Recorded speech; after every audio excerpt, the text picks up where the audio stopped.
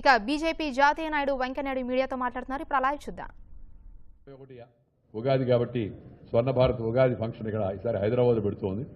దాంట్లో కూడా పాల్గొన్న తర్వాత మళ్ళా 1వ తారీఖు మహారాష్ట్ర, మళ్ళీ అక్కడి నుంచి కేరళ, మళ్ళీ అక్కడి నుంచి అండమాన్ నికోబార్, ఇలా వరుసగా పర్యటన కార్యక్రమాలు ఉన్నాయి.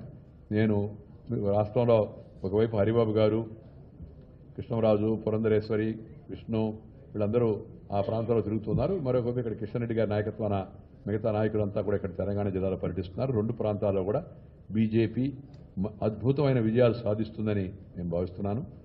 మీరందరూ అడిగే ప్రశ్న నాకు తెలుసు, కానీ దానికి నాకు సంబంధం లేదు. ఈ పొత్తులు విషయంలో దాన్ని చూడడానికి వేరే వ్యవస్థ ఉంది. జైట్లీ గారు, ప్రకాష్ జావడేకర్ చూస్తున్నారు, వాళ్ళు మాట్లాడతారు.